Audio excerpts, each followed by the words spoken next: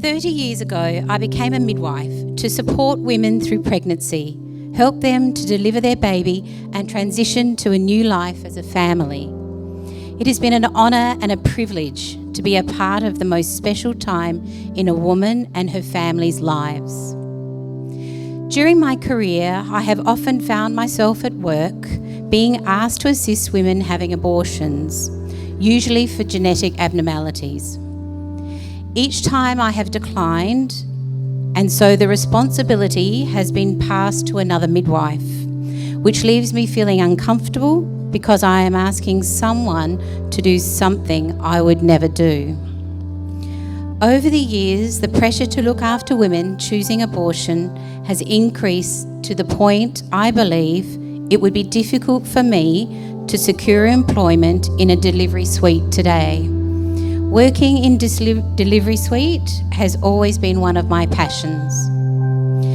I answered a call bell whilst working in a postnatal ward one day.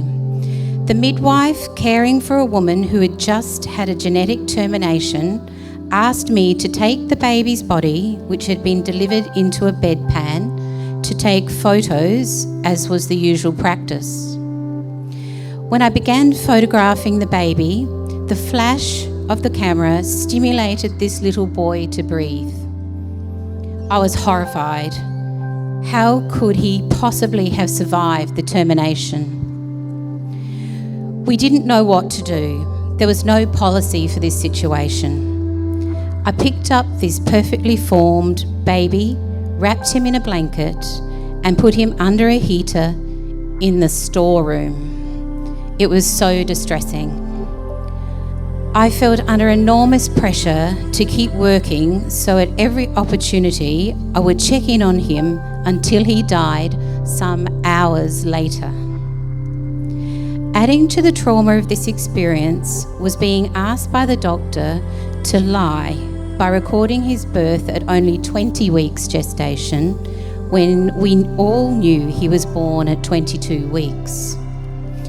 The significance of this is, at 20 weeks gestation, his birth would have been classified as a miscarriage, not a live birth, further diminishing the value of his little life.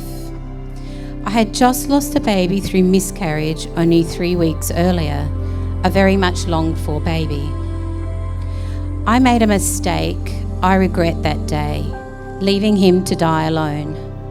I wish I had handed this little boy to his mother to be held for the last few hours of his life. But his mum did not want to see him. I wish I had carried him inside my uniform so he felt warmth, love, and my beating heart as he died. I cannot undo the past, and I live with that decision. I left with midwifery for a few years after this experience. Since being asked to recount my experience recently, I have found it incredibly emotional and draining. This incident happened 17 years ago, but the trauma and grief of what happened has not left me, and it feels far more recent than that. My story is not the only one. Babies continue to be born alive today following termination. Please remember, the pain of abortion does not only affect the woman and her family, but those who care for her. The pain of abortion affects everyone involved. It is a pain we will carry for the rest of our lives. I was trained as a midwife to care for women during childbirth and to bring life into the world, not take it out. Please do not ask us to be a part of the unthinkable. I hope that by telling this baby's story today, we can honour him and give his short little life more meaning than ever before.